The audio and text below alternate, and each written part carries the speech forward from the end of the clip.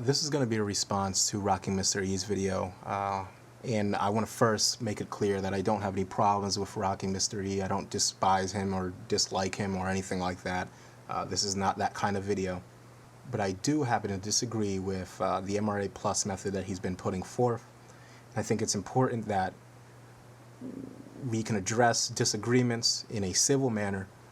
And I just want to make it clear that if I do sound at any point in this video angry at Rocking Mr. E, I want to make it clear to him personally that no, I'm not angry at you.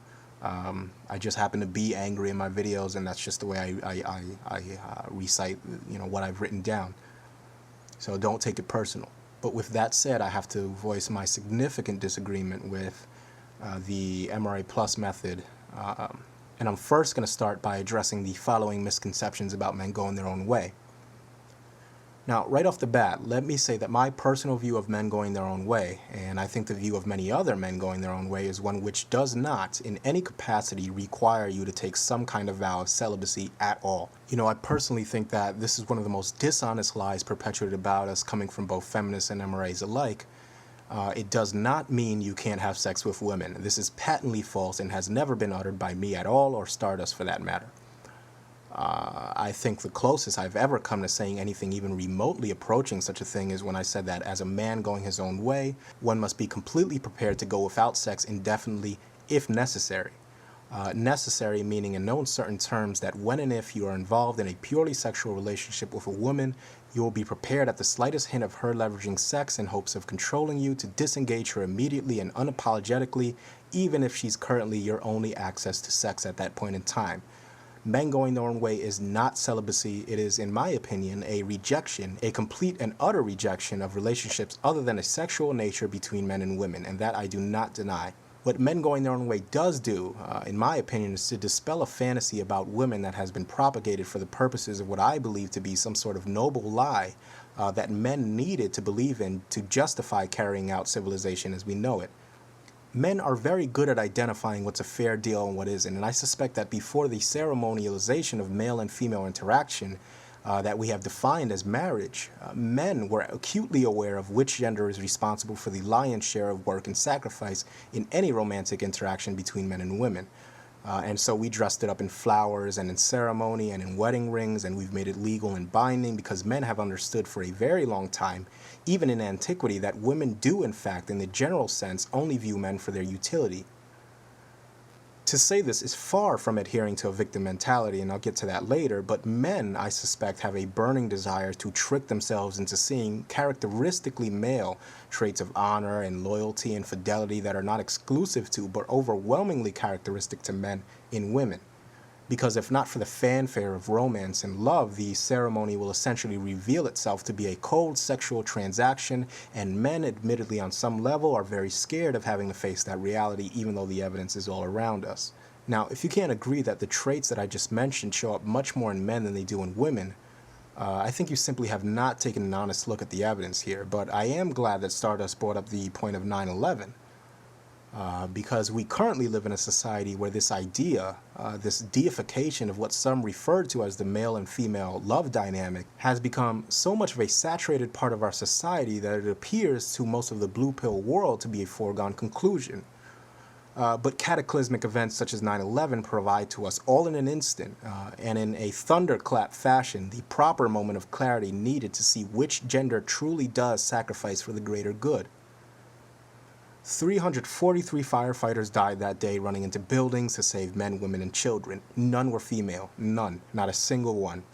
Which brings me to my next point.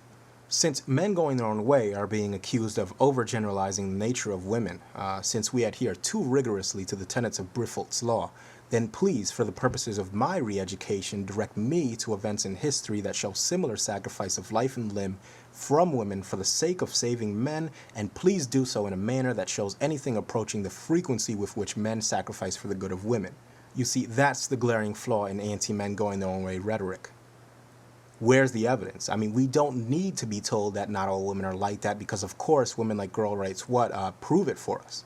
But we do, in fact, need evidence to justify Nawalt, and Rocking Mr. E doesn't have it, and nobody else does either. Show me something other than women calling men cowards for refusing to go to war and protecting them. Show me men giving women white feathers in order to shame them into getting shot at, maimed, and killed. As a matter of fact, if this inherent self-interest that we claim to identify in women is something that's being seriously over-exaggerated, then show us any sustained gesture of kindness in the history of any major civilization that was to the detriment of women and for the main benefit of men. Point out one significant example of this, because I can't find any. I think this is probably the biggest point on which I take exception to what Mr. E is saying, for the simple fact that I cannot believe that a man of his intelligence can honestly and realistically make some sort of accusation that our generalizations of women as a whole resemble in any discernible way the generalizations that feminists have made towards men. I think on this point, Rocking Mr. E, you're being dishonest and you're hiding what you must already know, which is that some generalizations are accurate and others are propped up by lies, inflated statistics, and dogma. And so when me and Stardust make the claim that women are inherently self-interested at the expense of men, it's backed up by the fact that the overwhelming majority of women are dependent on some sort of male sustenance and provision they do not contribute to and sometimes actively seek to deprive men access to.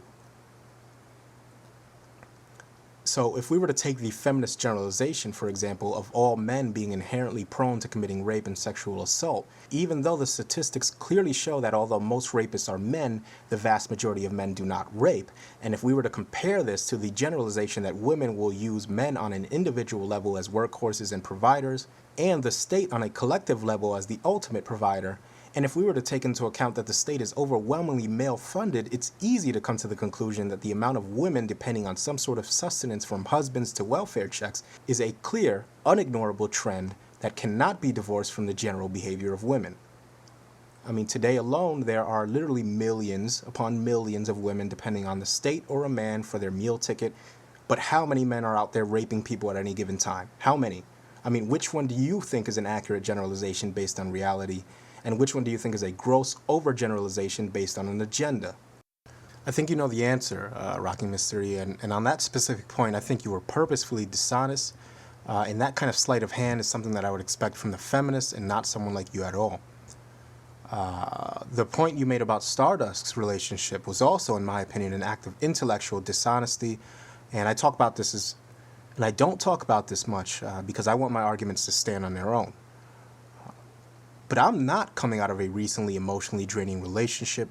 I'm currently getting laid whenever I want. I don't expend any money on women. I make it clear to women I sleep with that I have no interest in a relationship. I have my health and what I think is a pretty bright future ahead of me. I mean, why am I coming to the same conclusions as Stardust? I mean, what gaping wound do I have? I assure you it's not there, and I don't believe Stardust has one either. What men going their own way is, in a sense, is an isolated manifestation of a fundamental shift in how men are starting to view women.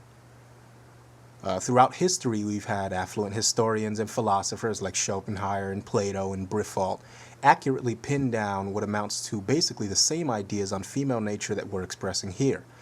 And Schopenhauer himself was quoted as saying that the fundamental defect of the female character is her complete lack of a sense of justice. The problem was, of course, that these men did not have the technical means to disseminate the view of female nature in anything nearing the capacity that the advent of the internet has allowed us to do so.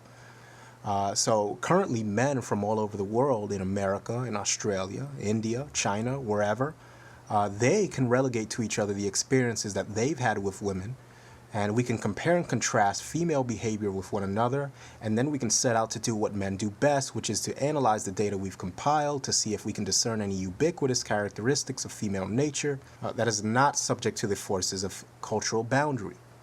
And in doing so, a very clear pattern has emerged, one which is too blatant to sweep under the rug, and this pattern has caused us to draw up a hypothesis that, while acknowledging the inexact nature of making these assessments, also indicates to us that there is in fact some very strong evidence to suggest that women are in fact inherently self-interested to a degree that surpasses the general self-interest of the individual, as evidenced by the fact that the male half of the human species has not displayed the same pattern.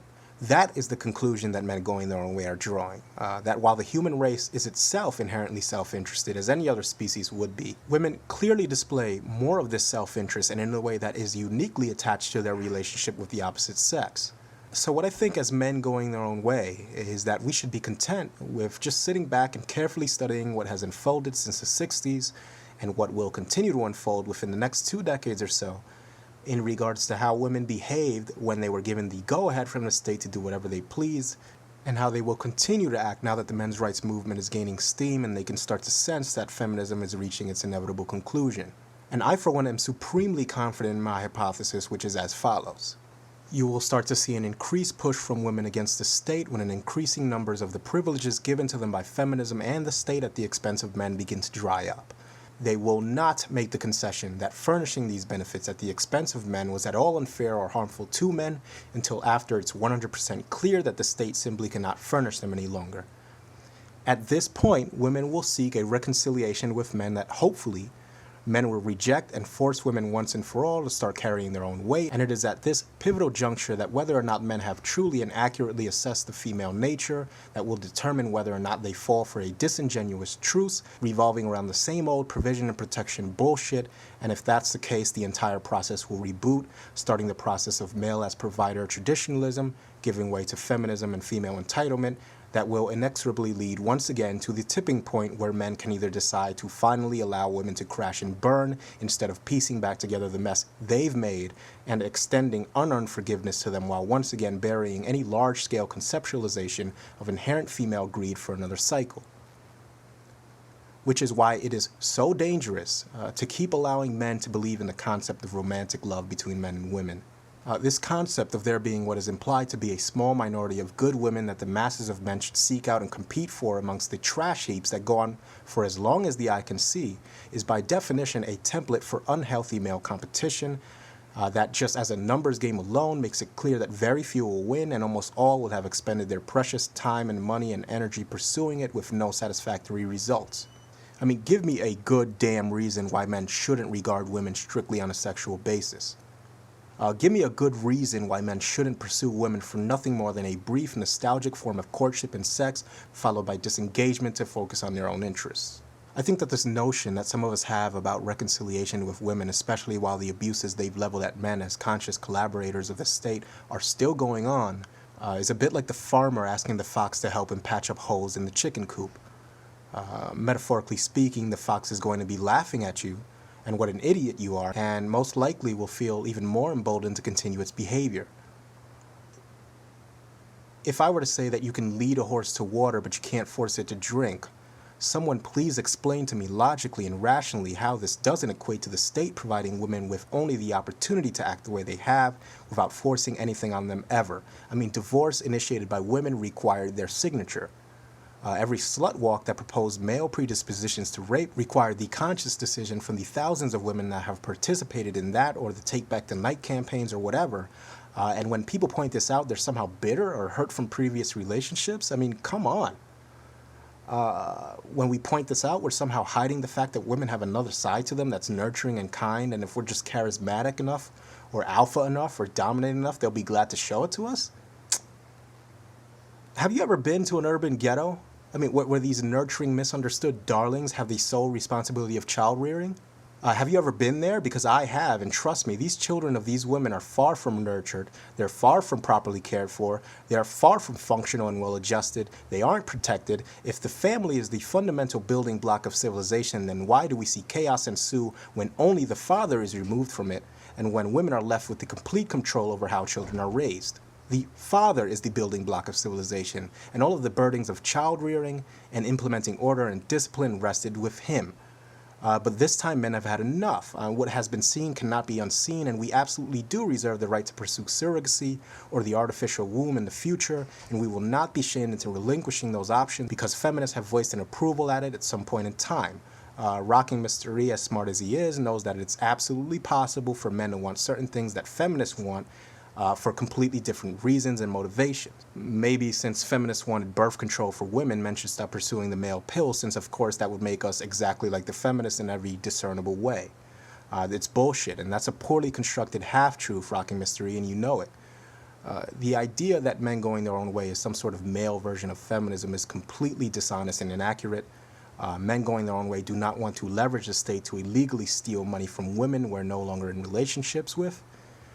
We have our own speculations of female nature, but we do not wish to inject those speculations into the legal arena, like feminists have used their belief in a male proclivity towards rape to pass rape shield law legislation. We do not wish to turn women away from domestic violence shelters. We are not looking for the illegal enslavement of women that can't afford to pay child support. That is the fundamental difference, Rocking Mystery, that you've left out, as have many of your commentators.